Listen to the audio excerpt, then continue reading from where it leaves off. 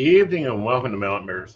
I'm Aeson and of course I'm with the techy with the most, Techy Joe. How are you, darling? I'm doing well. How are you this evening? Pretty good, pretty good. Getting used to my new recording chair that's all like swanky. I know, right? I know. And 100% less cat scratched. Exactly. Less cat scratch, more support, all the good evil things. Yes. Yes. So, yay. Yeah. All right. It's been a wild week in the news. It has been on so many different levels. Like, people, when this one came through, I'm like, this is what I was talking about. This is small town cops. Right. And we could have handled this one on Friday night, but we chose not to.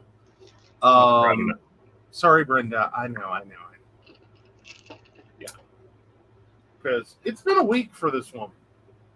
It has. But this is one of those stories that, like, it almost makes sense to wait. Because there's so many things that are going to happen. Well, you just read it, you watch it, and you're like, oh, this isn't where this story ends. There's going to be like 5 more articles. At least. And personal reports. And, it ain't over with. Like, I promise you guys, we will be covering this. Now, I do want to respond to a comment I got on this before I get any, email in the I don't give a care at aesoandnight.com email box. We back good police. We back solid police. We back community police. We don't back this, I don't know what to call it, because it's not police. I mean, this is insanity with a gun and a badge, apparently. That he doesn't like showing off. Are we sure he had a badge, or did he not have the right badge? Because he would have had 5. As many police departments as he's working for, I mean, God, it's got to be like a rack of them inside the patrol car. Right. Like, you know what I mean? Like, he's just got a case, and it's like, that one. Right. So, officer, and this happens, especially in very small towns, is you'll find that the local police departments are really all just the same people doing different shifts. Right. Now, this was the Monongah chief of police who initiated a traffic stop. So, for Metro News, this is where this ended up. So, charges dismissed in controversial Monongah traffic stop that went viral. Marion County prosecutor Jeffrey Freeman has dropped the charges against Beth DeLoma, 45, after a traffic stop Thursday went viral due to the actions of Monongah Police Chief Nathan Lanham. DeLoma was stopped Thursday for an expired registration sticker by Lanham, who was not in a typical uniform or a marked cruiser. The interaction spiraled out of control when DeLoma asked for identification and Lanham refused. Lanham pointed his service weapon at DeLoma several times and wrestled her to the ground as she attempted to flee the scene for help. He filed a motion to dismiss the case, DeLoma's attorney Joe Schaefer said of the prosecutor during a Monday appearance on Metro News Talkline. He asserts in the motion that the facts in the complaint do not support the felony charge of fleeing in a motor vehicle and reckless indifference to the safety of others. This is what Officer Lanham arrested her for. So Schaefer said Lanham pulled her over initially wearing khaki pants with a firearm strapped to his thigh and a nylon t-shirt and requested her driver's license, registration, and proof of insurance. Because of the uniform, she cracked her window and asked Lanham for identification, and he identified himself, Monongah Police Chief, and became irate, Schaefer said. Schaefer said DeLoma wanted to escape what she thought was was a police impersonator by telling him the documents were at her home and began to drive slowly to her home, which was about 30 yards away. Yeah, which was about 30 yards away. We're talking about a 49-year-old woman who is very intelligent, and she's aware of cases across the country where people have impersonated police officers and pulled over women, Schaefer said. The shirt he had on can be purchased on Amazon. She circled around near her home, which was across the street from her mother and sister's homes. Lanham pulled his service weapon, ordered her out of the car, and threatened to shoot her. She became extremely fearful, Schaefer said. He then would point the gun at her head area and then alternate pointing it down to her crotch or lap area. And he did that 3 or 4 times while he was screaming, "If you don't get out of the car, I'll shoot you." That's the cleaned up version of what he said. There's video. Yes, we'll be showing that in a minute. Yeah, so Lanham then broke the driver's side window and ordered her out of the car again. Schaefer said DeLoma became afraid for her life at that point and fled through the passenger side door. Lanham ran around the car and he threw DeLoma to the ground and put her in handcuffs as she exited the vehicle. Then he circles around the back of the car and slams her to the ground, handcuffs her, and at some point, for some reason, he grabbed on her ear and pulled her ear. I don't know why he did that. Schaefer said the incident was traumatic for DeLoma and her family as they watched and took video of Lanham's actions. DeLoma believed Lanham was not a police officer and became more convinced he was an impersonator after declining to produce some form of identification. It's like an out-of-body experience for her at that point. She's quite certain she's going to die. Her sister and mother are watching this entire thing, and she's in a frenzy and doesn't know what's going on. Schaefer also said there are unconfirmed reports of misconduct by Lanham in at least one other incident in Marion County and possibly one other in Harrison County. So this guy's working for multiple police departments simultaneously. He's already resigned 3 or 2 other this year. Like it's a crazy story. Like the video gets worse.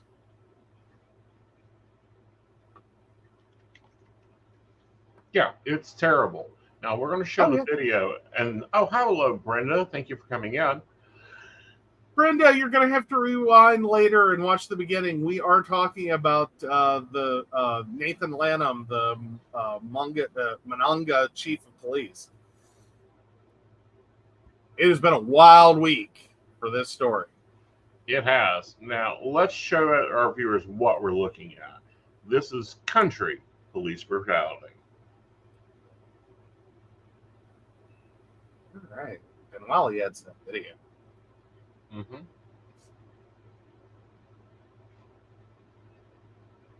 There we go. Look, I'm getting all this on tape. Get out of the car! Look, he pulling a gun. This for the. Get that on video.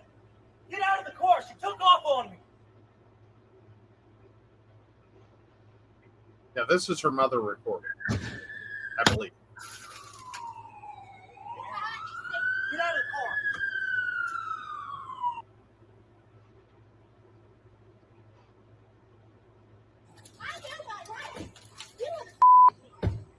You scream, help! Help me! Help me! Help me! Help me! Help me! This man is... Help me! Help me! Help me! Yeah. So that's the relevant portion of the video. I do wish we had the longer version of it because it was like a 4-minute ordeal at the point in which her mother has started recording, where he is like cussing out the neighbors. He is, which I think would have been her aunt and uncle. Like that, I mean, put all together, like that's separated out. Like those are the relevant details that go with the story. But it in long form.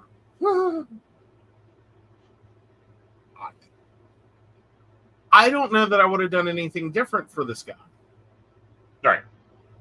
Like I say that, and that's if I even had the thought to think. Mm-hmm. You know what I mean? Like I could more easily see myself being gets pulled over by an impersonator, dies in a ditch. Right. But assuming I were in this situation, Right. so there's additional information. He almost hit two people while he was following her, but tried to say she was recklessly fleeing. Yeah. I'm trying to get to the Twitter because the Twitter has it unedited. Yeah, it's again, all this over a registration issue or an inspection issue, one of the two. Like, what? Yeah. I mean, what? Yeah, a restriction issue. But we have known the DMV has been closed and systems down. And I do mean closed and systems down more than open. Mm-hmm. Like we do have issues in the state of West Virginia with all of our state government systems. The phone system has been trashed for years. The DMV system especially has had ongoing problems. Right. Not just trying to excuse her actions. Really no. But like, even if legitimately she just went, nope, not getting an inspection, or nope, not getting a registration sticker. Right. Even if. Right. But this wasn't even about that. And furthermore, a high-speed chase, 30 yards? Give me an earthquake. All right, here's the full video. Yeah. Sorry, we're going full. Look, I'm getting all this on tape. Get out of the fucking car! Look, he pulling a gun. Dad, This for the... Dad, get that on video. Get out of the car. She took off on me. Get out of the car. Get out of the fucking car. Go fuck yourself.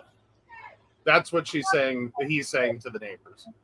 Look, Father God, you dispel this evil in Jesus' name. Get out of the car.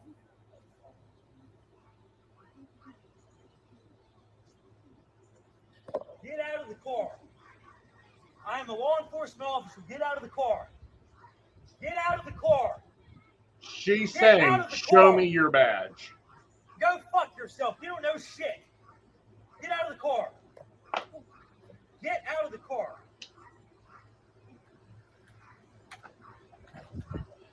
Where is he going?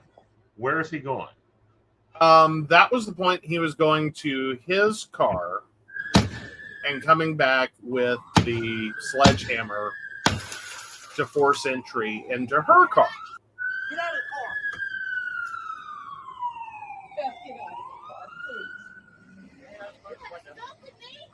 Get out of the car. You assaulted me. I know my rights. You assaulted me. You screamed for help! Help me! Help me! Help me! Help me! Help me! This man is... Help me! Help me! Help me! Give me your other hand. No! Give me your other Stop hand. it! Mom, get my phone. This man is hurting me. He's assaulted me. He wouldn't show me his badge. He would not show me his badge. He pointed a gun at me. It's evil, Beth. You got to deal with the spiritual. You are crazy. Aaron, I had to break the window.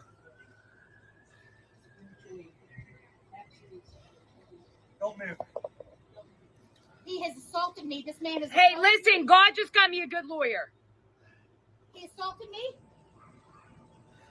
He She pointed took his off gun. on a traffic He stop. would not show me his badge. I don't have to. He would not show me his badge. He started beating on my car door.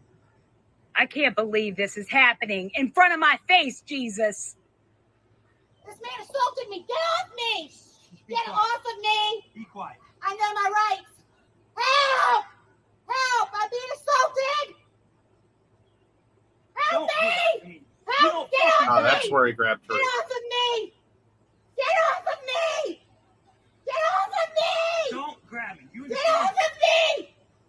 Get off of me now! She's got to be quiet. Get off of When me I got shackled, I didn't now! say a word. Now! All right. So additional information for Brenda here. The reason she said she drove away was to get her documents and also to call 911 to verify he was an officer. At least that was what was stated by her lawyer. Yeah. Yeah.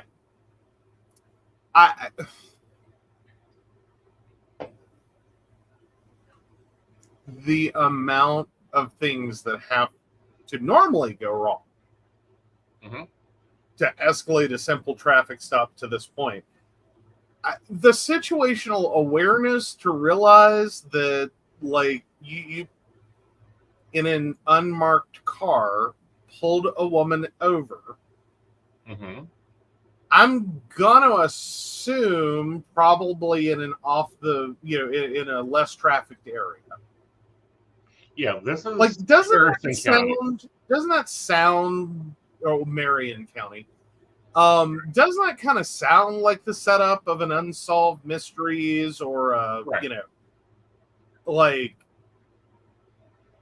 dude, just show your badge. This would have all de-escalated quickly. You would have written a ticket and not had to run or smash a window, point a gun.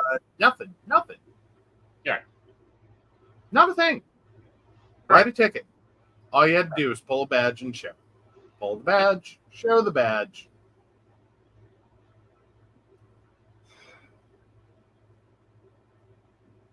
And I mean, even that wouldn't necessarily. I mean,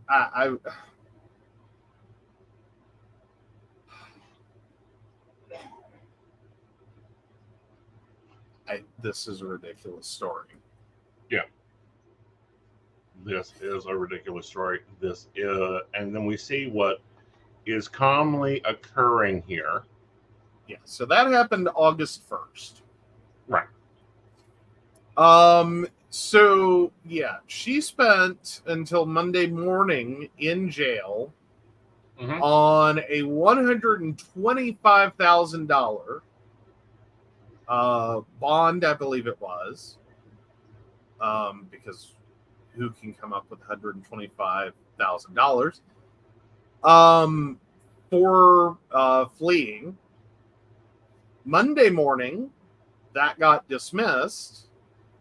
And now, as of today, the Times West Virginian reports lawsuit on table in case of disgraced former Monongah chief of police. So the woman assaulted by former Monongah Police Chief Nathan Lanham plans to file a civil suit against both the town and Lanham, her attorney Joe Schaefer said on Wednesday. But I'm very disappointed. The town of Monongah did not fire him and allowed him to resign, Schaefer said. I think they had a golden opportunity to save other people from this type of behavior. I believe they should have fired him and then sent this incident down to the State Board of Certification. Lanham's assault on 45-year-old Beth DeLoma became national news after a video showing Lanham brandishing a weapon, cussing, and breaking her window before slamming her on the ground went viral.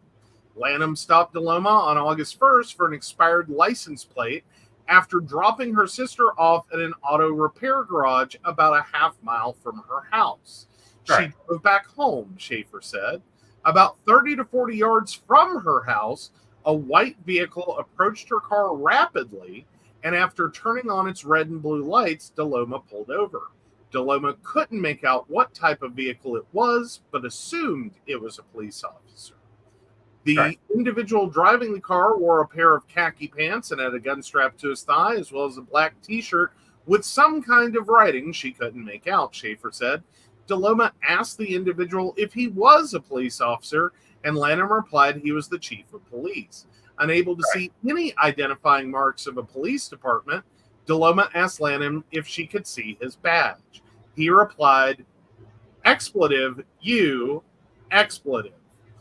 No, I don't have to show you any badge. We're not going down that road. Give me your information." DeLoma, who worked in the town of Whitehall and was accustomed to how police acted, instantly became suspicious of Lanham. His behavior contradicted her established understanding of how police behave. DeLoma told Lanham her information was at her house about 30 yards down the road, and if he allowed her to go, she'd retrieve it for him. DeLoma thought she could dial 911 once she was in her home. Lanham pulled his gun and became verbally abusive. She put the car in gear and began to slow drive the remaining yards to her house. DeLoma made it to her driveway. However, Lanham followed her and prevented her from leaving her car.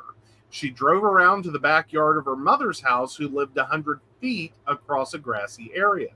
Lanham appeared like an unhinged individual, Schaefer said. Meanwhile, DeLoma blew her horn and screamed for help. Lanham returned to his car and drove around to where she was, nearly hitting a preacher and his wife. After pointing the gun at the preacher, he ran over to DeLoma's car. The video roughly starts at this point in the fracas. The video shows Lanham pointing his gun at DeLoma while demanding she get out of blank car, expletive, car. He threatened to shoot her if she didn't roll down the window. Lanham leaves and returns with a tool designed to break windows and uses it to smash DeLoma's vehicle window. When DeLoma tries to escape out the other side of the car, Lanham rushes over and grabs her as she is coming around the rear of the car.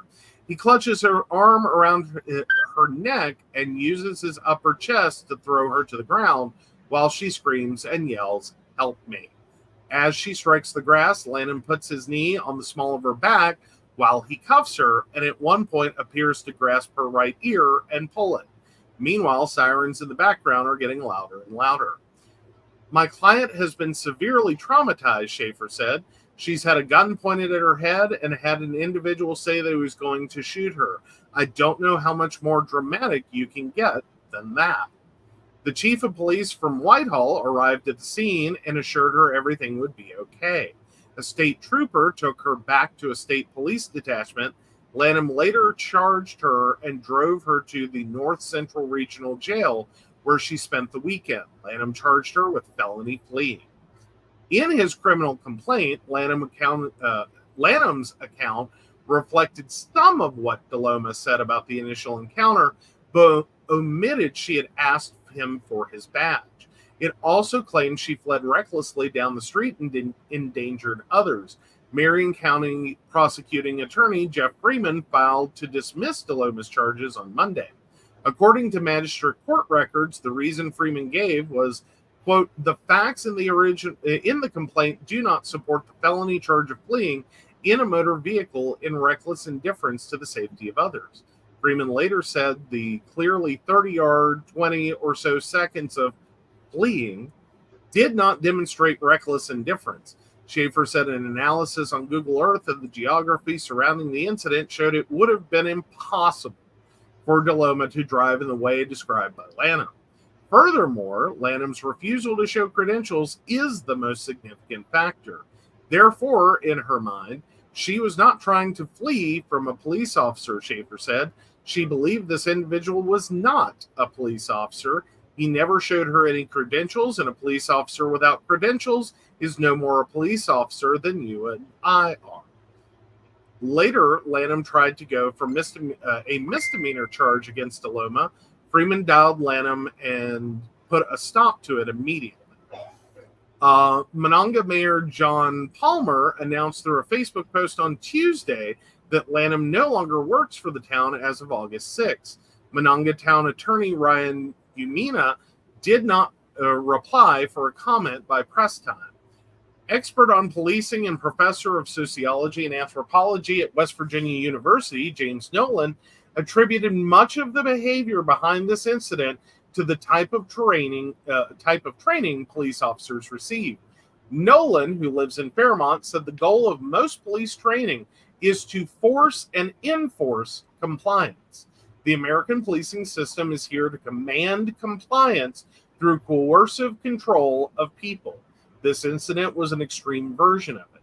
Nolan compared it to the model of police work done at the Fairmont State Police Academy, where the focus is on community safety. He doubts an officer trained under the Fairmont model would have engaged in such behavior. Moreover, the type of training most police receives develops a way for officers to perceive a situation, he said. Looking at that situation from the outside, I would say that's not a real threat, Nolan said. But from a police officer in that situation, they may think my role in society is to give orders and yours is to listen. If you don't listen, you're going to get locked up. The obsession with compliance and pursuit at all costs leads to a mindset which, if not mentored correctly, leads to a paramilitary mindset that harms relationships between police and the communities they serve, Nolan said. Schaefer said now that the case has gone public, more individuals are coming forward to allege similar instances of behavior from Lanham and other agencies where he worked. Nutter, Fort, and Anmore also had Lanham on their payroll, but have discontinued his employment there as well. Schaefer said Lanham is not employed by any town, but still has his state certification. Schaefer added Monongah did not do their due diligence before hiring Lanham. He pointed out their last chief of police ended up in jail on a stalking charge. Quote, I think they would have done their due diligence and checked around to see the nature of this individual, demeanor, and training, Schaefer said. I think that they probably would not have hired him, but they did. So they're on the hook for that. Jesus, the more details you get, the worse it gets. Yes. Oh, my God. Out of 189 certified officers, Oh. how many of them do you think is working for 5 departments or was working for 5 departments in this state? If there's only 189 certified officers in the state of West Virginia, then yes, I would say multiple. There are multiple officers in the state working for multiple police departments. Nope. No? No. Wow. Jesus. There is one. This one. Mm.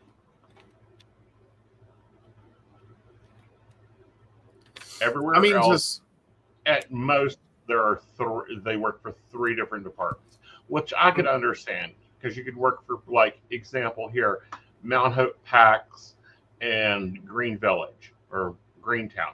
Those are 3 police departments that they intermix more than like a cookie. Trying to connect chips. Well, and generally speaking, that's what I'm saying. If we only have 189 certified officers, I mean, that's a lot of communities to serve. Right. For 189 officers. Right. Like, you're gonna have to have people working multiple departments. It's the only way it works. Otherwise, you don't have a 24/7 police department. Right. Like, there's gonna have to be crossover and overlap. Which is a sad number. Like 189 officers. Right. In the state of West Virginia. Yeah. Like, that's it. Yeah. Certified officers. Jesus. Because all departments don't require to be certified. What? Yeah, you can not be required to be certified. We just hire whoever. Right. Okay. Yeah. But meanwhile, this is what a certified officer can apparently look like. Again, not to call out the other 188 officers, who I hope are far better trained than us. Right. But like, typically certification comes with an idea, Right. that you are at least more skilled. Right. I don't know what this skills training was supposed to do. Well, This looks like how you kill people. it is. And what's concerning is there is now multiple, and I do mean multiple. I'm not going to show them, or where there are multiple instances of him doing this. Multiple. Oh, Brenda, I didn't quite catch where that comment came in at. If you could let us know.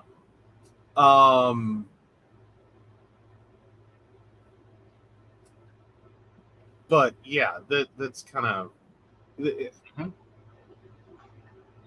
Yeah. I mean, one, it starts to beg the question of how bad are uncertified officers? Or are they better because they haven't been trained? Because that was part of what Nolan, the professor at WVU, seemed to almost be indicating there is that this was a particular kind of training. Right.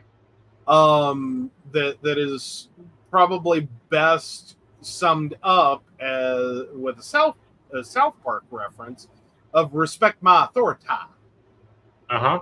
One way or another, I'm going to beat you into submission. Respect my authority. Right. So yeah, I kind of feel like calling him Officer Cartman now. I just really want to make sure into the grand universe, his name is said enough times, Nathan Lanham, that maybe other police departments will think twice before bringing him in. Right. Hopefully. Let's hope. I mean, This is starting to have his certification pulled. Oh, in Monongo, you got pulled over for 1 to 2 miles per hour over the speed limit there. Yeah. God. I mean, don't get me wrong. Yes, you've engaged in a traffic violation. I get it. You don't have to give someone 5 or 10 miles over. I get that. But for most, 1 to 2 miles over is not worth the fucking paperwork. Right. You know what I mean? Like maybe as an adjunct to some other bad behavior while driving. Right. But one. Yeah. But see, people look at me weirdly when I'm saying no. It is, 2:30 in the morning. We're not going out. We'll wait another half hour, another hour, another 2 hours. Yeah. Yeah.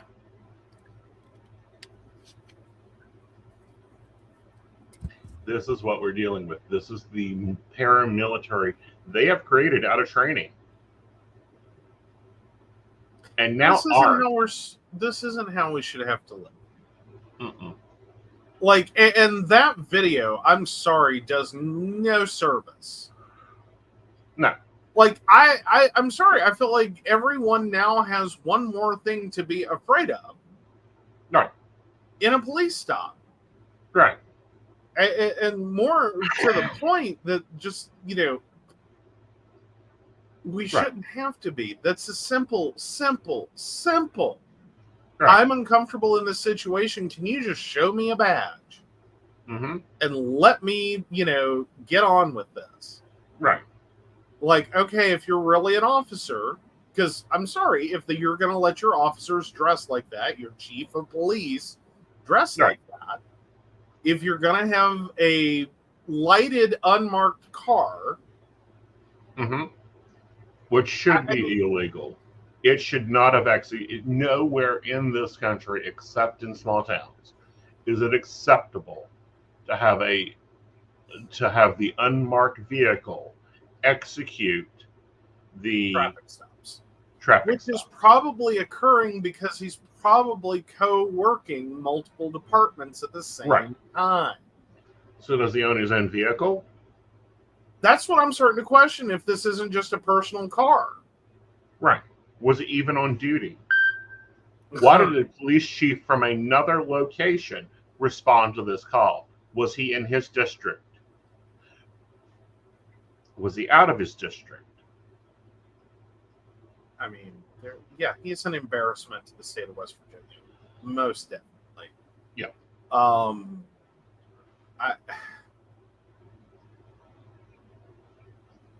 I really don't know how to explain to someone that, like, the uniform matters.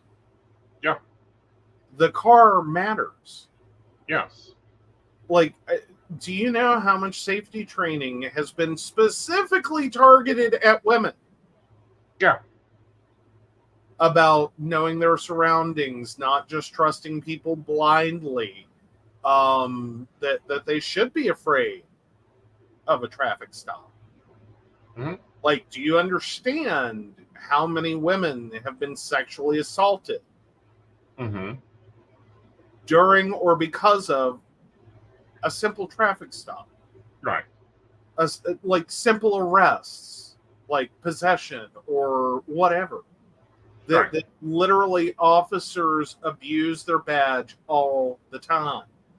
Right. And I don't mean in West Virginia specifically, though I'm sure it happens.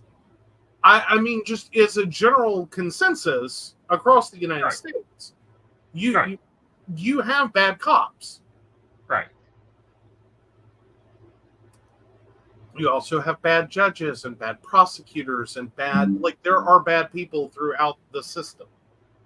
Yes. And continue to be there. Asking for a badge in that situation with an officer who doesn't look like an officer, Mm-hmm. or at the very least could very much have bought everything he's wearing online. Right. And have an illegal light kit. Right. Which you can also get online. Yeah. And this is a bigger problem, and this is one that needs to be brought to the table too. Point blank, we need to be funding our officers' uniforms. We need to be funding their equipment. We need to be funding and really funding their mental health. Yeah. Every officer should be required to undergo psychological evaluation every 2 years. Well, and I think more to the point, like, we've got to stop teaching these tactics. Yes. Like, this is a traffic stop. Exactly. You know what I mean? Like, you're not pursuing a drug lord who's trafficking children. Right. This is a 49-year-old woman with an expired registration. Exactly. Like, calm yourself. Mm-hmm. This is not you. If this traffic stop fails and she leaves, what do you think she's going to do? Lead a coup? Like, put it on a more likely scale. Right. What is she most likely to do in this situation, fleeing a traffic stop? Right. Go home and bake cookies. Right. Or traffic children. Oh, I don't know. I'm thinking probably go home and bake cookies. Or go to Whitehall, or report to her job at Whitehall. Mm-hmm. Excuse me? You don't know that this woman that you probably have to deal with in another division, especially if you're the chief of police. I mean, you would think. You would think. Like, these are very close little areas. Like, this is all on 77. Yeah. Like, these are very, like, interconnected. Like, you're talking what, within 30 miles? I don't know. Brenda, how far is it from Whitehall to Monongalia? I don't even think it's 30 miles. Like, I think it's less than, like, I think you can eat McDonald's in Monongalia and go to Walmart in Whitehall. Yeah. Well, Monongah. Right.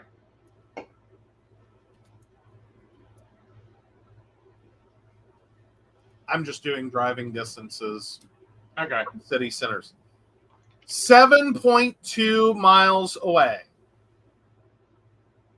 7.2 miles away. That is the actual 15-minute driving distance of 7.2 miles from Monongah, West Virginia to Whitehall, West Virginia. Right. Yeah. Yeah. Yeah. Wait, what?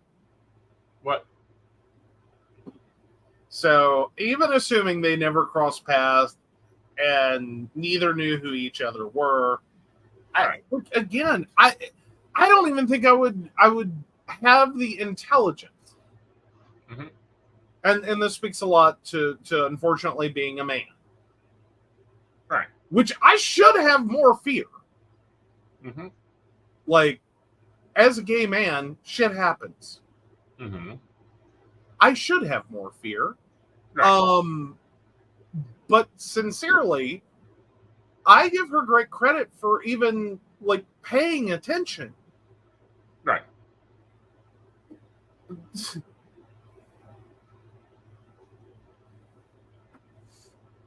I wouldn't have asked. I really wouldn't have thought to ask. I would have assumed, like she did in the very beginning, all the way through.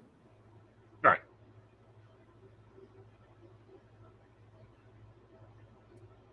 Yeah. And could have just as easily, like, found myself dead in a ditch. Right. Like, if he were a police impersonator. If he were. Mm-hmm. And again, like, there was nothing about him that should have told me. Right. Like, where's your badge? Right. You're wearing a shirt. A simple screened t-shirt. Is that a uniform? Right. You won't show, like, you're not showing me a badge. You're in an unmarked car. Right. At the rate we're going with, Second Amendment rights and the people who scream the most about them, Mm-hmm. why would I assume any different than you could just be one of those people who's decided to make a citizen's arrest? Mm-hmm. Because that seems to be popular phrasing with them. Right. Like, Jesus. This is insane. Yeah. And really, like, this is the interaction you want to have with people. Right. Yeah. No. Brenda's right. Oh, Joe, we baristas will need to teach you what safety things that we have been taught growing up female. I know it's a totally different world. Yeah. Like, I'm aware of at least that much. Mm-hmm. I'm just, even though I have reasons to be concerned. Right. And should be, I really would, I can truthfully, honestly say, I probably wouldn't have thought about it. Right.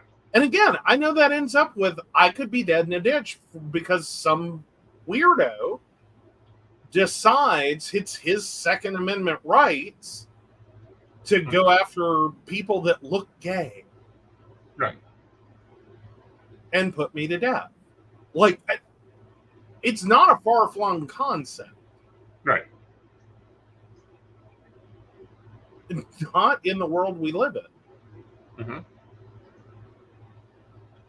Like, I do know that, like, women are also taught, if you ever feel uncomfortable, drive to a police station. Drive to a more, well-lit, well-trafficked area. Right. That officers are supposed to understand or dial 911, Mm-hmm. but officers are supposed to understand Right. that you've been taught this, you've been told this, Mm-hmm. that they tell you this. Like, Right. there are police departments, like, what do I do if I feel like I'm, being pulled over and it's not a legit officer? Right. Ask to see a badge. Mm-hmm. Try to get to safety. Drive to the police department. Right.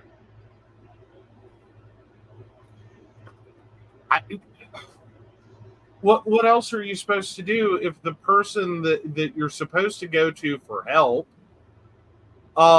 is now initiating a traffic stop and doesn't look like the person you're supposed to go to for help? Right. And especially not acting like a calm, sane, reasonable person Right. that doesn't want to put you in the ground tonight. Right. And see, in West Virginia, we have areas that do not have cell phones, so that call 911 doesn't work. And I think that was her problem also, is she wasn't able, like, she didn't have cell service to hit the phone. Mm-hmm. Mm-hmm. Like, and that is a significant realization about traveling in West Virginia.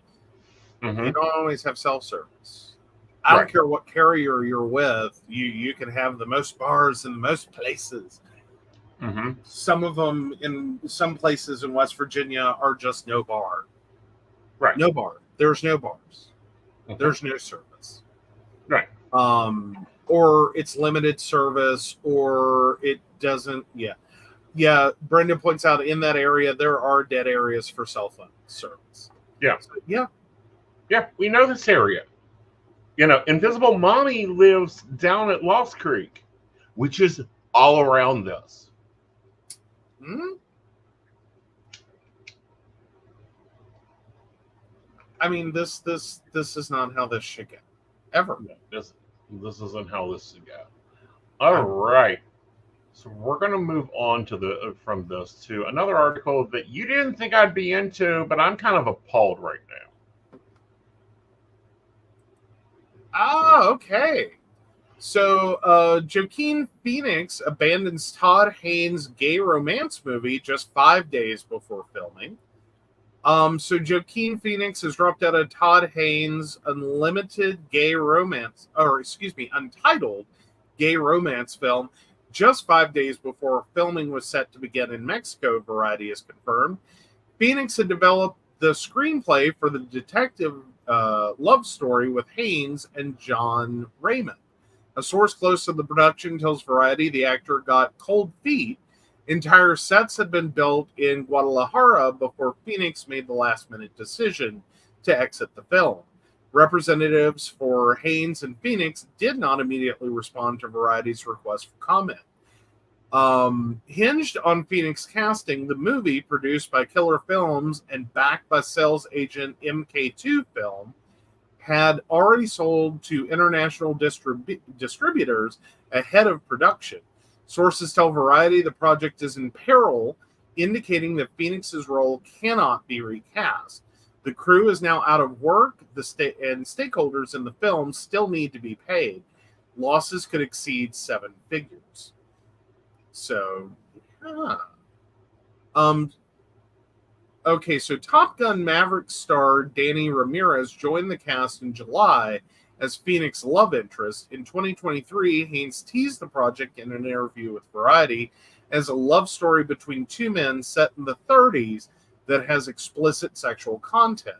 The film was said to be rated NC-17 and feature a relationship that will challenge audiences. Speculation among the crew is that Phoenix's exit had to do with the graphic nature of the film's sex scenes, but that theory is confusing to some sources who reiterate that it was Phoenix who brought the project and its NC-17 concept to Haynes in the first place.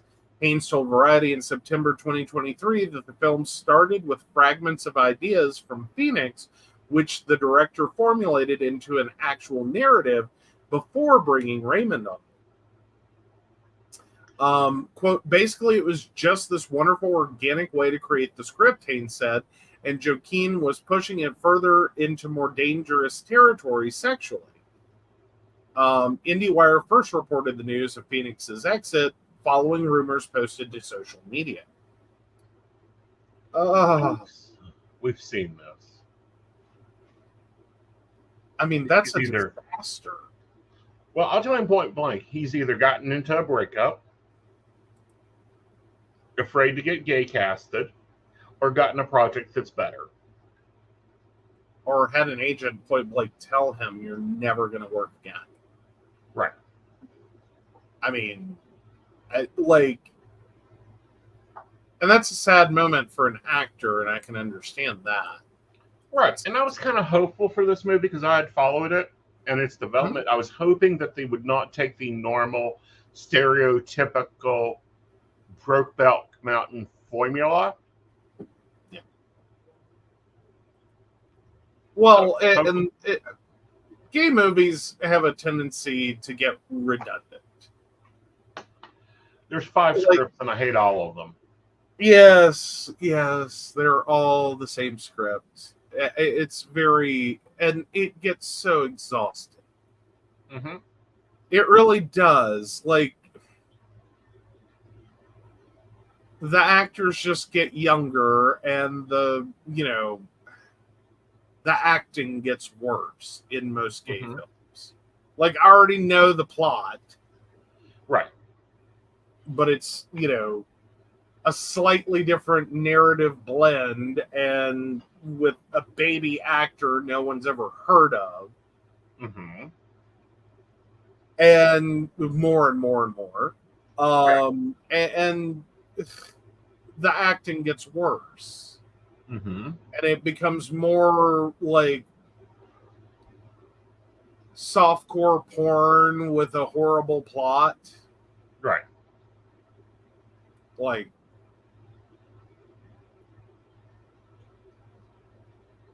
it's insane. Yeah, it is. Oh.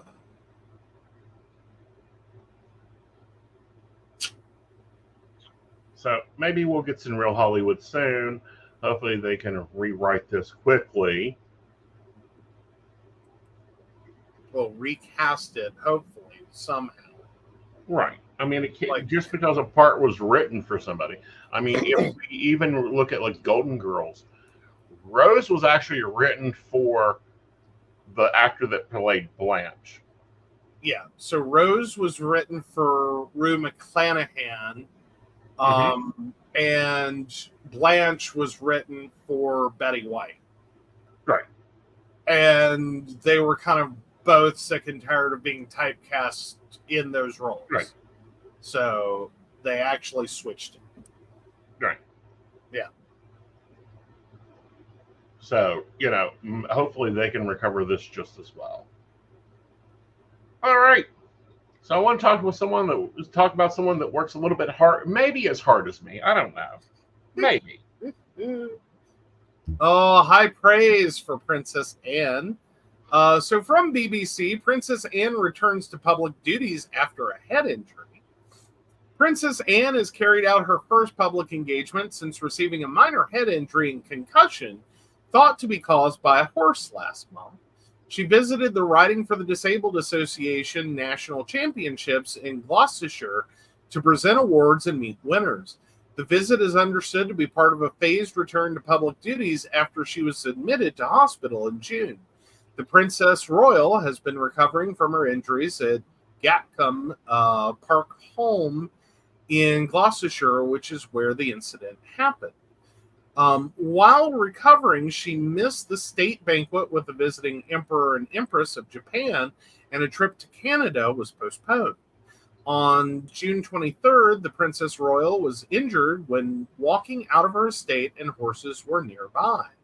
It was understood at the time she could not recall the details of what happened due to her concussion. The 73-year-old was admitted to Southmead Hospital in Bristol on June 24th and spent several nights there to receive treatment for a minor head injury. Her medical team said in June her injuries were consistent with a potential impact from a horse's head or legs. Concussion can be the result of a temporary injury of the brain caused by a bump, blow, or jolt, according to the NHS. It can cause forgetfulness, tiredness, and a lack of concentration, and can take a couple of weeks before a full recovery. On Princess Anne's visit, the RDA's chief executive, Michael Bishop, said the association was delighted that she has chosen to join us as she returns to royal duties. The King's sister became patron of the RDA in 1971 and then its president in 1986. Mr. Bishop said, as our president, the princess holds a very special place in the hearts of the entire RDA community and has helped us celebrate many significant milestones and provided invaluable support for over 5 decades. Princess Anne is the third working royal to temporarily step back from public duties this year because of health issues. The King and Princess of Wales stepped back from public engagements at the start of the year. Both were diagnosed with cancer. Princess Catherine made her first appearance since her diagnosis at the Trooping of the Color in June after saying she was making good progress. King Charles returned to public duties in April and on Friday met Prime Minister Keir Starmer and actor Idris Elba to hear young people talk about challenges they face in modern-day Britain. The meeting included discussions of how the King's charity, the Prince's Trust, can continue to support young people and create initiatives that tackle youth violence. It seems to me that the great ambition now should be to join up all the dots and bring everybody involved in to find the right solution, King said. The event at St. James Palace also involved holding up England football shirts in support of the team at the final of the European Championship in Berlin on Sunday. Yes. And then, Princess Anne was off to another engagement, which is fairly big, the Olympics 2024 in Paris. She has been the president of the Olympics for over 24 years, so since 2000.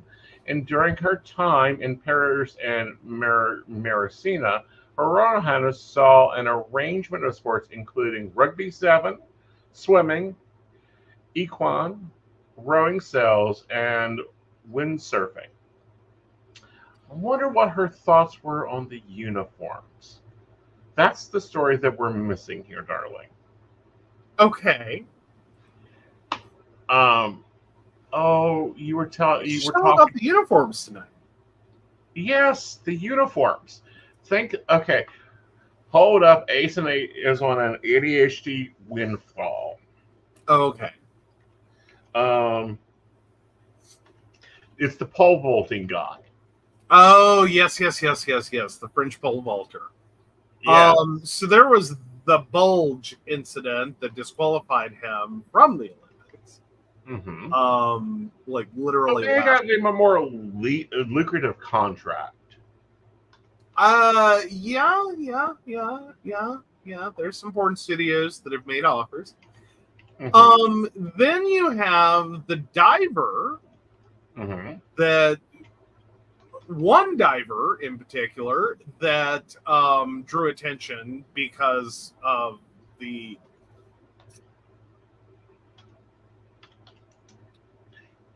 he drew attention for swimsuits. Yeah, situation was precarious. In the sense that it was considered the hardest working garment in the Olympics. And then you had another swimmer. I don't know. I don't think they were a diver. Right. Who drew attention. They may have been, but drew attention because his swimsuit was nearly transparent, mm-hmm. or seemingly so. It was very hard to determine where the swimsuit started. Mm-hmm. And the athlete ended. Right. Yeah. So Anthony Emirati got a $250,000 offer from a porn site, and TMZ Sports used the words in their title, "Show your pole skills on camera." Mm-hmm. I actually feel like I feel really bad for this athlete. I really, really do. Right. Like, Well, to I feel work bad for so- all of them. Well, to work so hard, to train so hard, to have an unfortunate moment while, in competition, and then no one cares about anything else you've done in your career. They just want to dump you on a porn site. Well, Like, no, that professionally has got to be a moment. right. Like, it like, I would find it probably the most infuriating part of the whole ordeal. Mm-hmm. You know what I mean? Like, you've done so many other things in your life. Right. You just got relegated to porn actor. Right. Like, that's and it. these are people that have trained and trained and trained. And I am like, are you kidding me? Why are he's infamous now. Yeah, well, not only that, but I'm looking at all of them. I've watched many Olympics. I have not tuned into this when I've been getting news reports. But at this process, I'm like, what? Looking at the images, looking at everything that I have seen, I'm like, how? Okay. And we had this discussion, and I'm like, there's better options. Why are there not things put in place?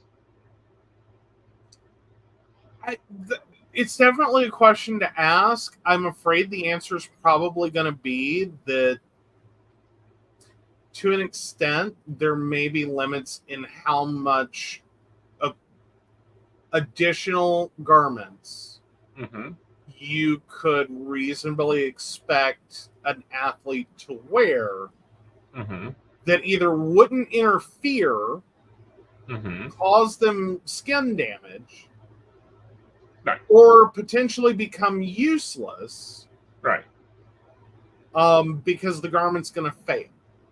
right.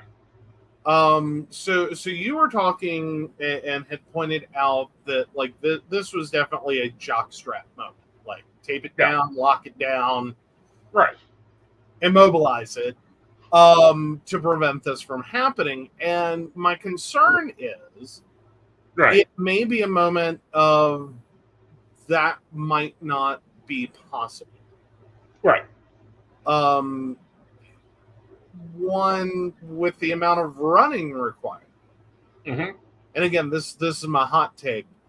With the amount of running required, I'm afraid this may be a chafing moment.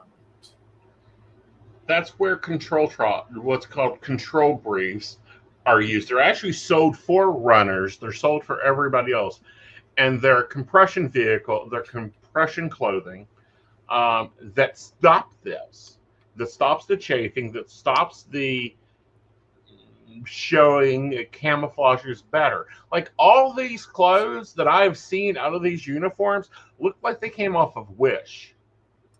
Yeah, that's definitely been part of this, because this looks. I'm taking it as a singlet. And it looks like the singlet may be too large. Right. But then you have to start to question: was this just an unfortunate sizing mistake? Like, is this what the garment was supposed to do? Was provide all of that? Right. And then, due to a sizing mistake, or was this a situation where a training athlete went was measured and fitted at one point, and then by the time he got to qualifications, right, he had trained so diligently, right, that his already slender body lost even more weight, because that's also an athlete problem.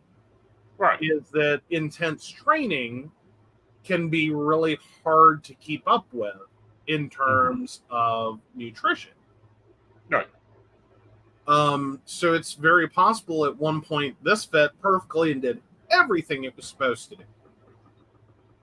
only to get to the last possible moment, and it's now he's dropped 20 pounds. Right. But what I don't get is why would not Nike not be right there? Okay, going, here's your new uniform. As they're the official Olympic dresser, Nike, what? Like, I know times are tough and hard, but please, this is ridiculous. Ridiculous. He throws it again. It's insane. Like, I understand this problem. You know, we've gone through this with gym equipment. We've gone through this with my workout gear and having to change it as I've lost weight quickly. You know, my swim trunks had to be changed this year. Oh, And believe me, this is Adidas. is it Adidas? Yeah. Yeah, there's no way Nike developed a uniform and let Adidas slap a logo on it. Okay, because Nike's claiming, Google was claiming Nike was the official one. It may be, but not for France. Oh, so Or not for covering, this uniform. Okay, Adidas, really? You used to be the I'm best. assuming it looks like an Adidas logo. It's like right, rotating the camera, would be like right here.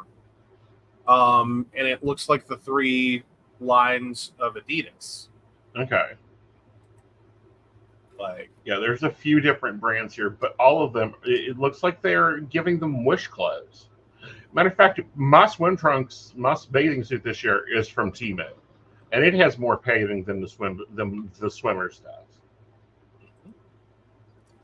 I mean, but I still think it's very possible either this was a poor decision in making the outfits, Right. or it's a lack of realization that if you need lead time, you're going to have to make multiples in multiple sizes.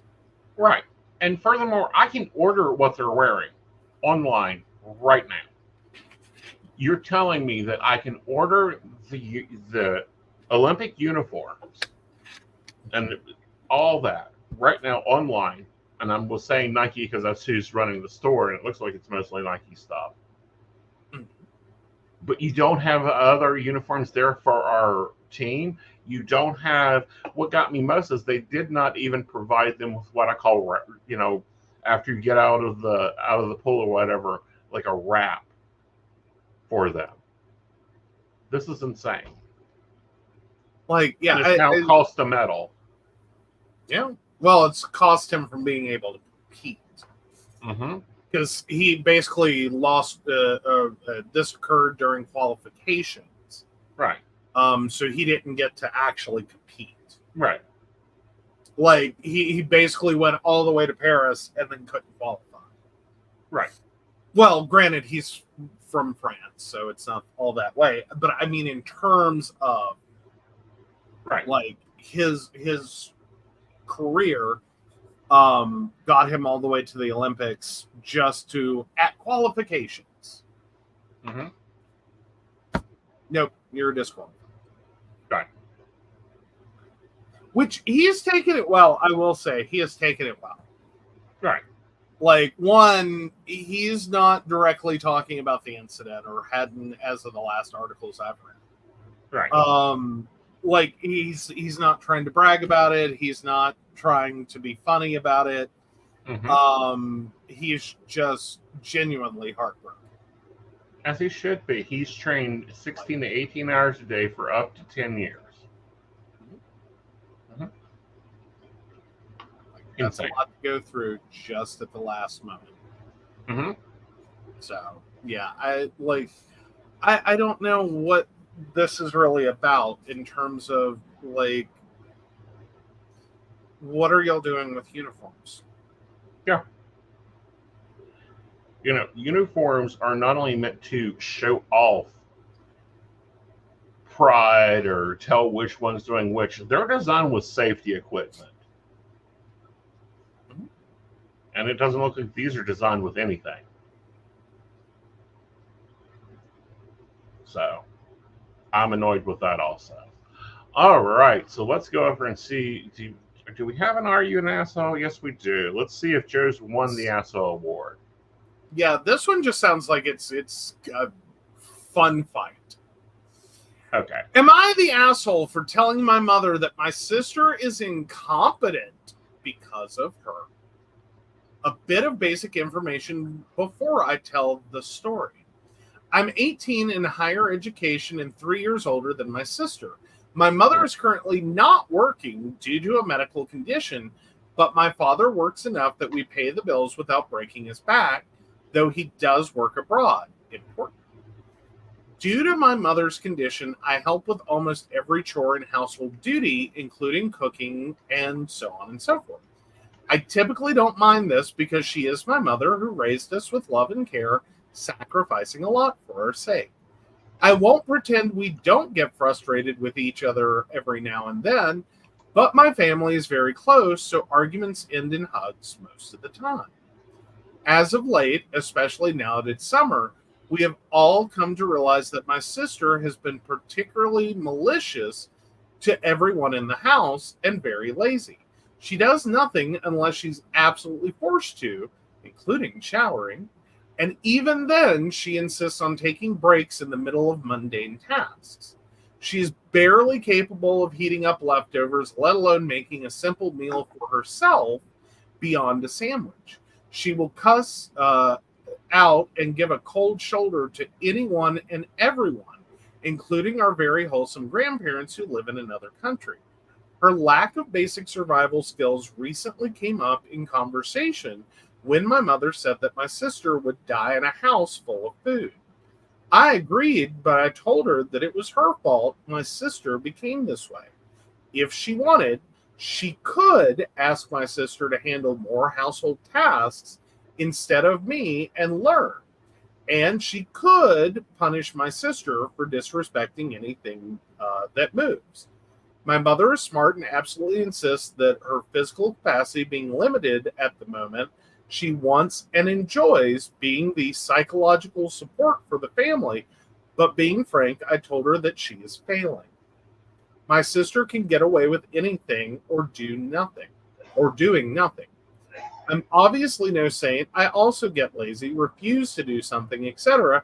And when I do that, I get chewed out, and rightfully so. I'm not contesting that.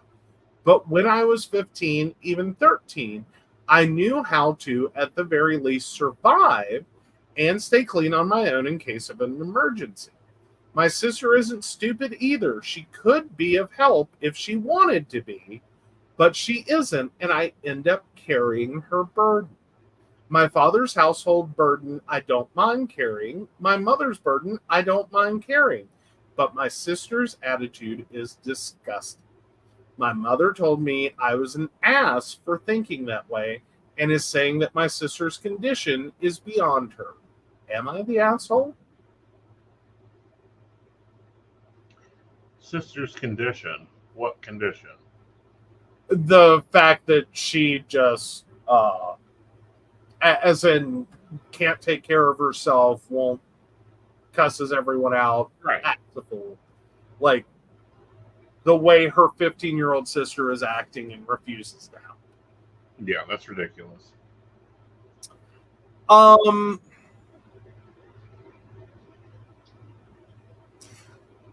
don't think you're the I think- asshole for saying enough.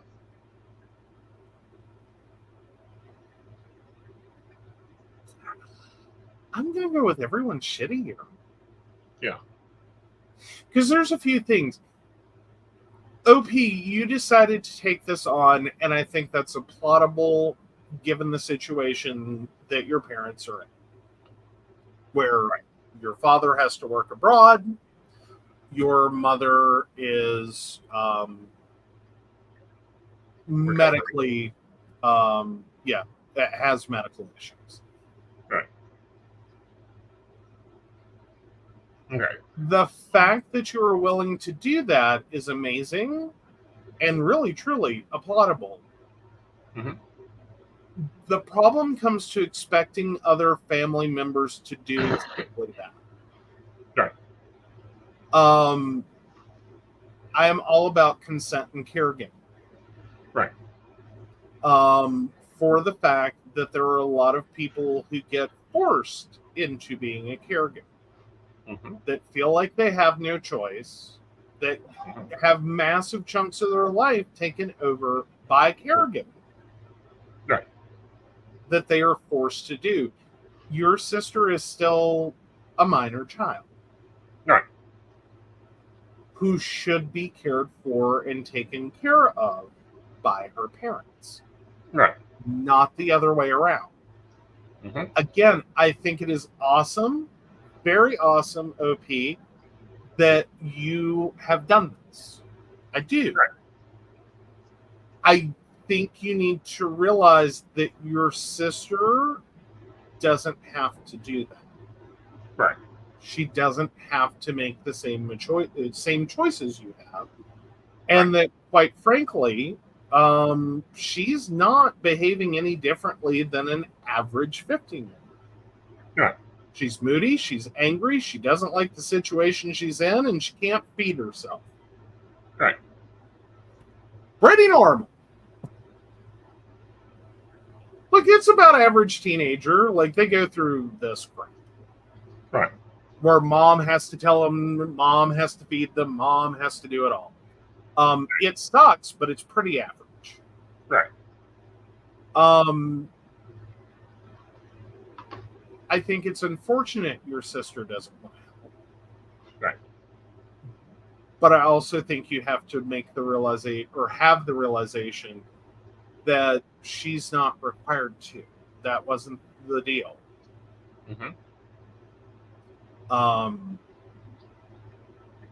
So this is a really I think everyone's kind of shitty. Well, and see, here's my problem. The mother has diagnosed the child with depression, but she's not in therapy. She refuses to talk to a professional about her not wanting to do anything.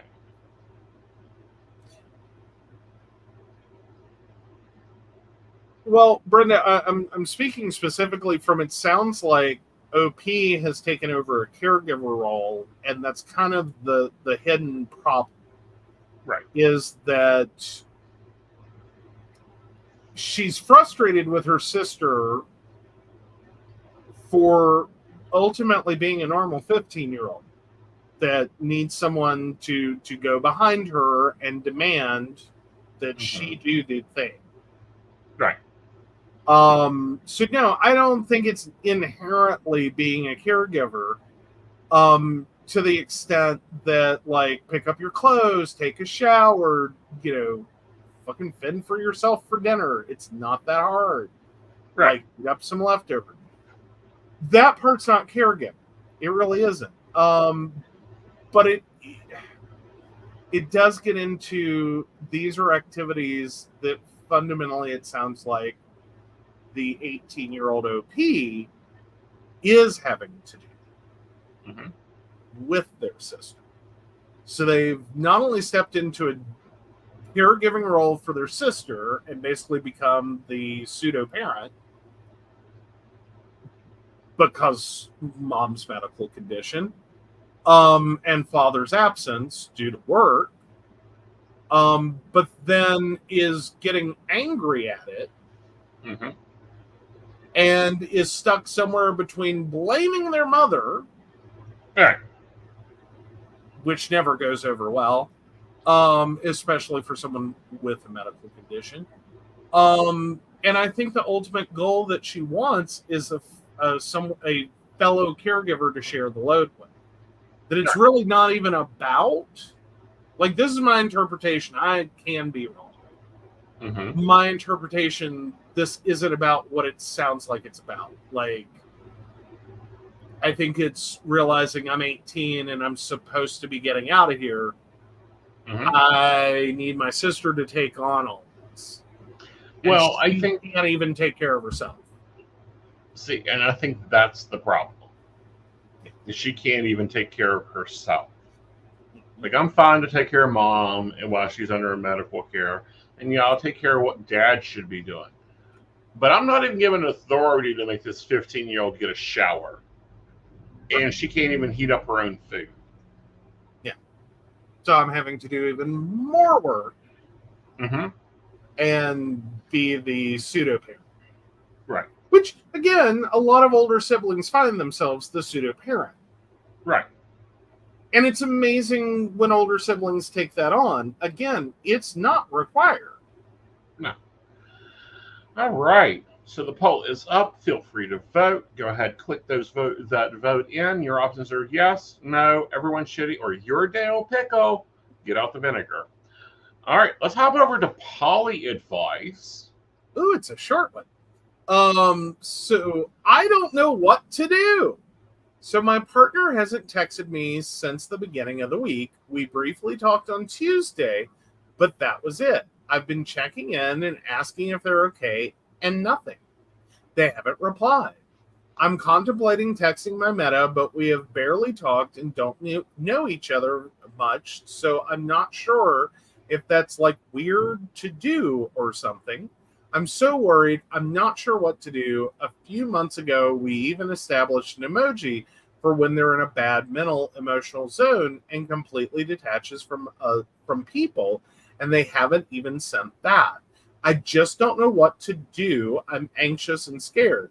I also want to mention that they didn't tell me they'd be gone for a certain amount of time or tell me they wouldn't be able to talk for the next few days. They just kind of disappeared. I was going to post this in advice, but figured it'd be better for here since I'm talking about a meta too. I'm really considering reaching out to Meta and asking if they haven't talked to them either, but I really don't know if that'd be weird, inappropriate, or crossing a boundary since we barely know each other. Sorry if this is chaotic. I'm just anxiously typing away. Yeah. I don't know. I don't think that you're wrong. Like this standardly happens. Like if I get into what I call focus mode, and I'm not talking to anybody, I'm just working. Yeah, metas have been known to reach out to my other metas and go, is he breathing? Is everything okay? Yeah. Is he okay? Uh-huh. And some of that is to be expected. Right. Because here's the thing, when you can't get any response from someone, Right. most people's minds tend to want to go rampant the closer you are emotionally. Right. Like, if you don't hear from a client for a few days, you don't assume they're dead. Right. You don't hear from someone you're dating or supposed to be dating. Mm-hmm. Okay, you start to wonder. Right. Like, are they just busy with work? Is, something happened? Like, or have they just been really tired? Did they not get the message? Did they not have time? And then as you get into a few more days, it starts to move into the idea of, did something happen? Right. Now, I don't know, like, I'm not seeing ages here. Because if you're talking about someone in their 20s, it's less likely. Right. If you're talking about someone in their 30s, it's a little more likely, but still unlikely that something horrible is happening. Right. But then it sounds like there's also serious concerns about mental health. Right. I think you just have to reach out to the meta and be like, look, I'm sorry to bother you. Mm-hmm. I just haven't heard from for a few days. Right. And they're not responding. I just am curious, had you heard from them or if they're okay? Right. And just keep it there. Right. And fix the problem. And here's the problem. Especially since you say in some of your follow-up posts you're practicing kitchen table poly, you need to get to know this meta and go have coffee. And at least get a foundational working relationship to support the other peoples in this poly. Oh, yeah. Actually, one of the comments is pretty, one, it's better than mine. And two, it's also very much like mine. So yeah, with this is from Emerald Dead. I don't know the screen name. Yeah, with zero reply, I would text, quote, since you haven't replied, I'm going to contact Meta family member, whoever you have info for, to ensure things are safe and there's no emergency. Give that an hour, then go for it. And then send, quote, Meta, mom, friend, I haven't heard anything from Jake since Tuesday, and I'm very worried something has happened. Can you tell me if there's been an emergency or let them know to please respond? Right. Yeah, I would have gone, and others have commented the same, as I would have gone straight to the Meta. Right. And wouldn't even thought to send, like, this is the warning shot across your bow. At least let me know you're alive. Or I'm gonna contact Meta. Right. Exactly. Like, I think that's a super, super awesome response. Right.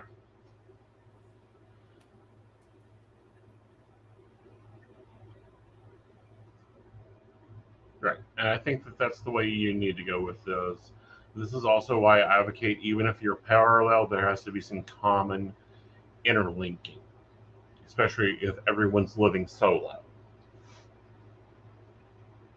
In the day and age when we do not have equaled shared communication of medical information, shared emergency contacts, we don't have those rights.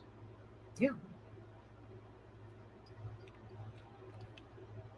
Right. Like, and sometimes things happen and it's not an emergency. Right. But you don't also recognize that someone's sitting there not getting information. Right. Like, I broke my cell phone and I'm waiting on a replacement. Right.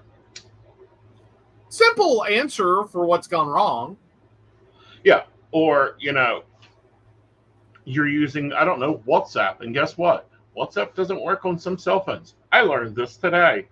So if they replace their cell phone and it's not working, this is common. So, have a bridge, have a common connector.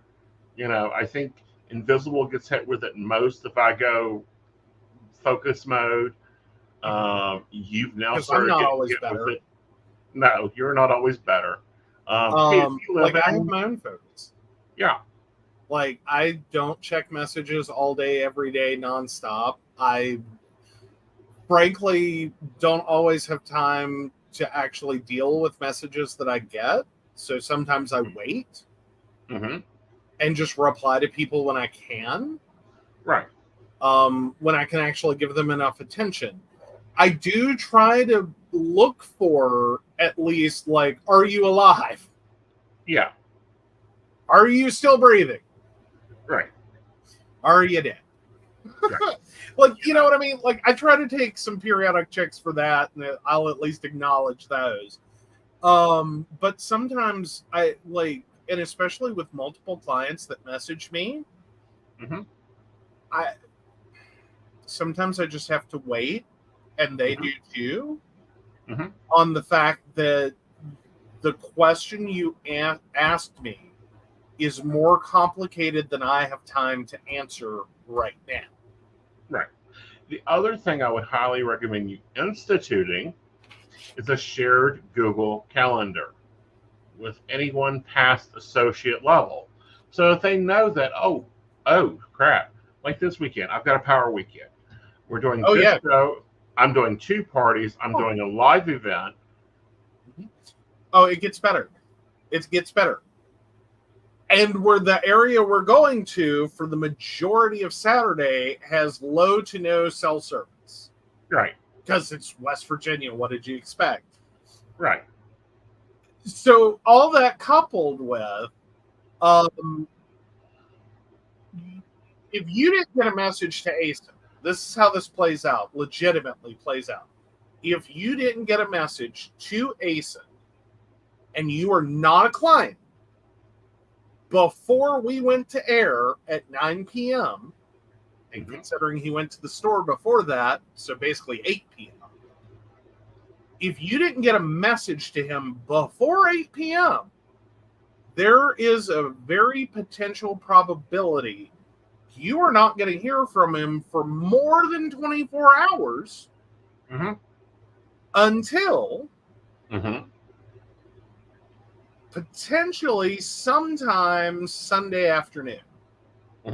Now, this is personal. This is not my clients. You guys actually outrank most of my boyfriends. One of you gets to talk to him. The other one gets told, that's the face he makes. Yeah. Or I flash the keyboard at them like this that says message, not talk. Yeah. Yeah, he will angrily shake a keyboard in your general direction. Or a phone. Either one. Brenda says, I'm more shocked when you answer me right away, Joe. I know, right? Like, Brenda hits good times. Like, I don't know how she does it, but she tends to, like, send me stuff mostly at times that it's like, oh, yeah, I can totally reply to that. Right. Like, I don't know what it is. A lot of people have a problem of, like, hitting me at, like, the worst possible moment in my day. And it's like, I can't look at that right now. Or I do briefly glance at it, and I'm like, it is going to take me 10 minutes to type this all out and have this conversation because you're going to have questions. I've got to ask things, blah, blah, blah, blah, blah. Right. Let me wait till I can actually do that. And I can tell you guys those times if you need it. Do not message him at 9 a.m. Yeah. Do not message him at 1 p.m. Do not message him between 3 and 5. Do not message him at 8 or 9 o'clock on Monday, Friday, and Sunday. Yeah. Either 8, 5, or 9, depending upon the show time. Like, yeah, there's 2 hours, you're not getting a response. Or you are getting a response, and it's going to be a very cryptic, not now on air. Right. Or stop on air. Or you're going to get a link. Later. Yeah, like you're going to get some very, like, and that's at a level which it has now gone from, oh, I have a message to, please stop calling, I'm on air. Right. Please stop dinging, I can't adjust my phone right now, and you're going wacko. As in, it's like ding, ding, ding, ding, ding, and it's like, fucking shut up. I know. I've just started sharing the because I copy and share the YouTube link to socials. I just open up the messenger if it's up in front of me here, open it up and paste it in there. Join us now live, and the slang. Ta-da! Yeah. That's planned. Yep. Oh, yeah. No, Brenda says if I message either of you, I just assume you'll see it when you see it. I'll get a response when you have time, if it merits a response. I hate that we're in the 2000s and this is where we are. I really do hate it. Yeah. Like, I remember, like, phones would ring and you would answer it. Like, you didn't even know who was calling. And you would just answer it and then talk to someone.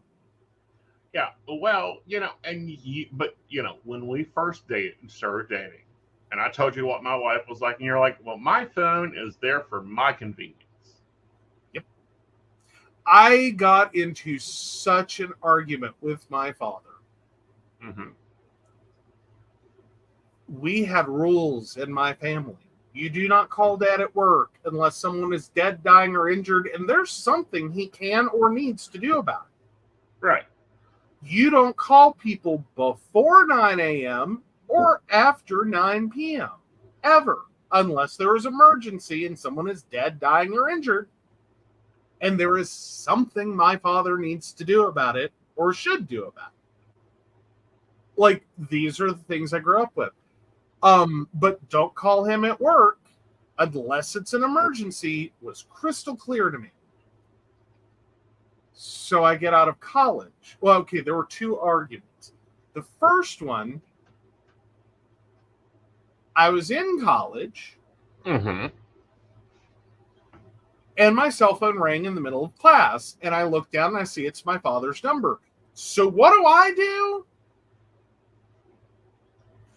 I proceed to get up from class because this must be an emergency. The man has my schedule taped to a wall. Uh-huh. He knows where I am all day long. So clearly he must have looked at the wall if it were a non-emergency and known that I was in class and this was important enough, or it is an emergency and he is nowhere near a wall and must now, like whatever, he's called me. Dad doesn't call often.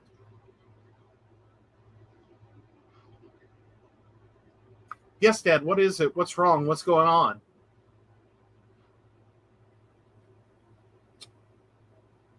How do you make carrot and raisin salad?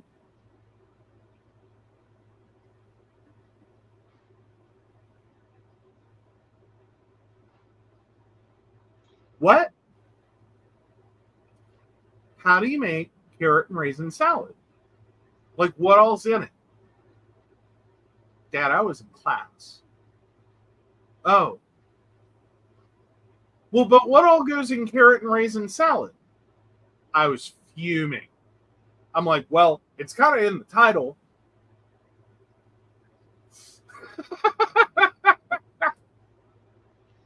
I mean, how much more do you need? It's carrots, raisins, and mayonnaise.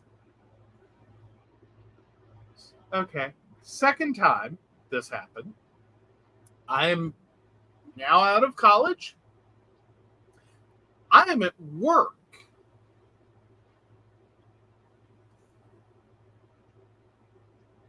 My phone has rang, but I couldn't answer it. I was on a call with a client. Okay, that must be important. I'll call him back when I'm done with this client. Because, I'm sorry, I'm dealing with a client. I can't just, like, this person pays more per month than my annual salary to this company. They don't get told, oh, I'm so sorry, my daddy's calling. Mm-hmm. Like, no, I'll finish this call. I'm about to wrap it up anyway. It'll be fine. My phone continues to keep being rerung. Dad is insistent. The phone stops ringing. I've finished the call, and I've reached over to grab the phone when I, out of the corner of my eye, see an email pop in from my father at my work email address. And I believe the subject of the email was along the lines of, answer the phone, you goddamn son of a bitch.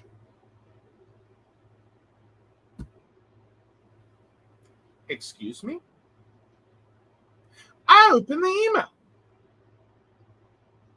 That's literally the whole email, was the subject line. I called Dad. This must be a horrible emergency. Like, whose life is depending upon me answering a phone right now? I'm racking my brain. Call Dad. Hey, Dad, what do you need? What's going on? Where's the ketchup?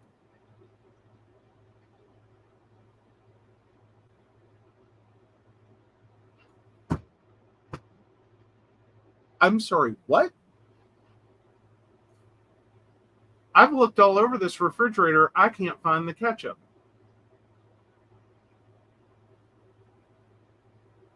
Dad, I have not lived in that house in 6 years. I haven't been to that house in the last 2. And if it is in the same place that it should be from when I was last there, it's in the door of the fridge and you need to throw it out because it's expired. Literal conversation with my father. Oh, okay. Thanks. Found it.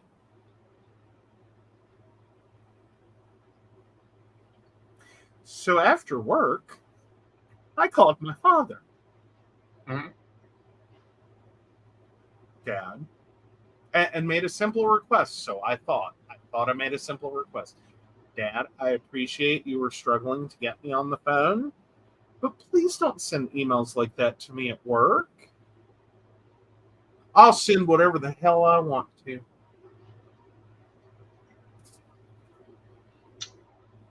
What? Like, Dad, do you understand things like that could get me fired? I'll send whatever the hell I want to. You should have answered your phone. That is the day that I became the person that went, my phone is for my convenience. Not yours. Not yours. This is not a ball and chain. This is not a flipping rope around my neck. Like, I will throw this thing out of a window from a moving car if you dare to think you're going to use it as a tether. And this is why we keep insurance on his phone.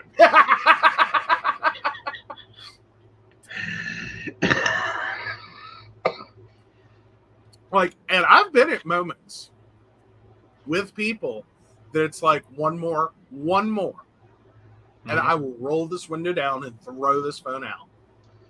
I love my phone. I really do. Don't try to use it to tether me and corner me. I will throw it out of a passing car window, and I will not give shits. Not one. Again, this is why we keep insurance on his phone. Yes. Yeah. You know, so I've never done it. I have never done it. Well, I wish I could say that. I've technically only thrown one phone, which was perfectly fine because it was an old Sprint clamshell. So, little flip phone. And it survived beautifully. It barely had a scratch. And in my defense, that was in the middle of a breakup. Only phone, well, I had a Motorola StarTAC, and it was just fun to throw that phone because you couldn't destroy it. Like, I used to show people it was indestructible. Like, watch. I drove over it with my car. Accidentally, but I drove over it with my car. I bounced it off so many walls. It had like one little tiny plastic divot. It didn't even break the plastic. It just dented it. Like, it had one little dent from a pebble when I drove over it. The phone was indestructible. True. And the only one that I don't know if I would classify it as purposely throwing it out the car window. Like, now I take my mother's approach because she actually did this to my brother. Well, actually, my brother did this to himself. He got mad as a little kid. The windows were down on the car and threw his bottle out the window. My brother was a little too old to still be on a bottle. And my mother went, and of course he starts crying that he's hungry and he wants his bottle. And she goes, well, you now eat table food. You did that to yourself. And kept driving. Well, what I had done was I had been on the phone with, I don't know who. They pissed me off. And I flippantly just threw my phone on the dash of the van. Now, understand, this minivan's dash was huge. Yeah. So I could throw a bunch of crap up there, no big deal. Yeah, except I'm driving West Virginia 60. Windows down because I prefer car windows down. Yes. Much to my I swing the curve, Mhm. not paying attention. The phone goes out the window. Mhm. And I didn't even stop because I didn't notice it till I got home. All right, guys. Oh.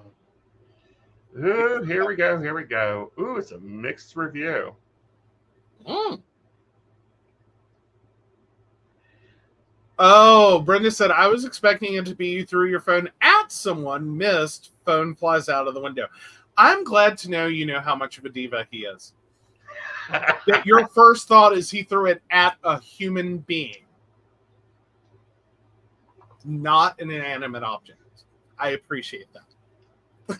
The phone is normally like fifth on the list of things to throw. Mm-hmm.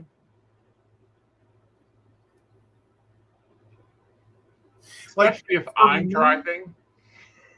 For me, I was actually in a job in college when I learned I have to stop before I react and look at my hands. Mm-hmm. Love Aeson, but I know he's a diva, says Brenda. I want to address this. Honey, there is no, like, if you thought I was ashamed of this or fearful of this or get upset by this or that you shouldn't know I'm a diva, honey, where have you been? Have you not seen even my promo pictures for me and DJ? I wear a fucking crown for a reason. I'm proud of being a diva. I have been a diva for many years, and I will enjoy being a diva. Oh, she knows you're proud of you. Yeah, I just feel like I need a Facebook status of Mark's save today from an Aeson meltdown. An Aeson diva meltdown. Like, I need flags for that. Maybe we should have a board with a number, days since last. You're a graphic designer. I will say this point blankly. Get on that. Okay. Okay. Because, and back to my 5 things. One, if I'm in the car and I'm driving, the first thing I'm most likely throwing you is my cup. Because it's easy. It's in my hand. Mm-hmm. The second thing is most likely my lit cigarette that's in my hand. And yes, I've mastered holding a cup and a cigarette at the same time. Get over it, people. I used to drive a double stick, double clutch vehicle, smoke a cigarette, talk with a phone on my shoulder, and have the radio on all at the same time. And probably could still do it, except someone won't let me. Drive, usually not. We've clarified that, and he sent it to me. May I point out, for the record, he sent it to me that that both members of a couple should drive. One drives the car, the other one drives that partner insane. We have this handled.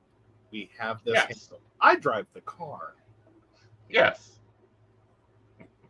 I've also decided I have a problem with the title, so I'm upgrading the title. Oh, you're upgrading the title. Okay. Yes, I am not a passenger princess. I'm queen of the passenger seat. There you go. That's fair. That's fair. Yeah. Yeah. I literally do try to limit your driving mostly right now because it seems like every time you go out for an extended period with the car, you bring it back and the check engine light's on.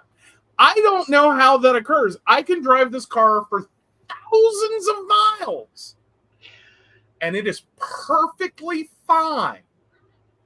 He goes out for 2 hours and not only is the low fuel light on, which of course it is, I expect that one, but then I get in and the check engine light's on.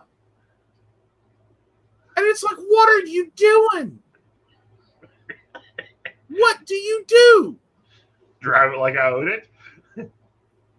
You drive it like you stole it, or it's up for repossession. Oh, good God. Like, and I don't appreciate that the engine gears down and it goes into this limp home mode because the check engine light's on. That is not a thing I need on 77 or 79 trying to go up a mountain. Gear down. No. It isn't hard. You flip it over and you hit down. No. I do not like the fact that I'm pretty sure ours is continuous variable transmission, and those scare the hell out of me. Okay. I like gears. This weird cone gear continuous variable shit, I'm not down with. I know. I'm not down with it. It scares the bejesus out of me because you actually can strip the gearing out. Uh-huh. Because it will not act like gear resistance in a normal transmission. No, it shifts about 5. It should shift it about 5 miles past where it naturally should. But that's me. Yeah. All right. So back to the poll. We have a bit of a tie break. Ooh. Here you go. No, you're not the asshole, but you need some vinegar, honey, and maybe a little dill because you're a dill pickle. Not the asshole. All right. Fair enough. Not the asshole. It's a dill pickle. Yep. And I say everyone's shitty here. Right. And I I say, can go with dill get pickle. out. You're 18 years old. Nobody's holding you there. More importantly, start to realize what your real issue is. And it's Right. not with your sister. No, it's with the situation. All right, guys. So we will have Psychic the Plans on Sunday at 5 p.m. You, however, can come and see me at Thanks West Virginia Pagan Pride. Yes. 2024 in Sutton, West Virginia at Holly Gray Park. And I'm doing readings all day. I'm hitting the ground there at 9 a.m. Gates open at 11. And I'm teaching a class that will be entertaining because all my classes are entertaining. Mm-hmm. They've only given me an hour. I'm hoping I can fit this into an hour. Yeah. Oh, has it ever mattered when they tell you a time slot? No, it's like they told me that the panel is supposed to be an hour too. Oh, bless their hearts. Yes, I also lead Pagan Panel. You're going, and believe me, I've got some interesting questions because we're talking about Appalachian and securing our Appalachian heritage, including our Appalachian witchcraft. And what's the name of the class? Your grandmother's a witch. Your granny was a witch. That's at 3 p.m.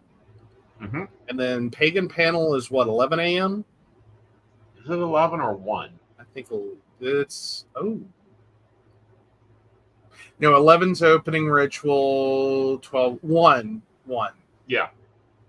Yeah. All right. Yep. And who knows So what there's else? a possibility it may be a struggle to get a reading from Aeson because he may be blocked out. Like that Pagan Panel could go on for 2 hours or more. Right. And then roll straight into the class, which could finish out the day. I'm just saying, They if you gave want me a a reading, get your microphone. reading. The next dangerous thing is to give me a bullhorn. Yeah, no, we're never giving you a mic again.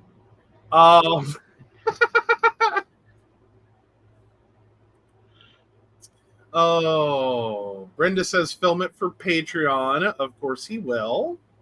I will. I'm also, releasing vlogs.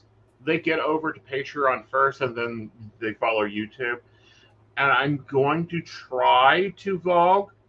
And what I mean by that is to, instead of the sit down coffee talk that we have, I'm going to try to vlog throughout the day of my experience and what it's like during what I call a hell weekend. Okay, so clips of this may appear in the vlog. There's going to be some talking behind it. There's also, if I can get the lights to work so that you guys can see what it's like unpacking the car, we're going to be, there may be a lot of B footage or talking over. I may do this voiceover thing and try it. We'll see. So there will be filming going on.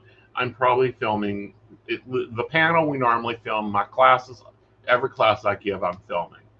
And of course, coffee talk, and you might get to see me as the queen of the passenger side a little bit too.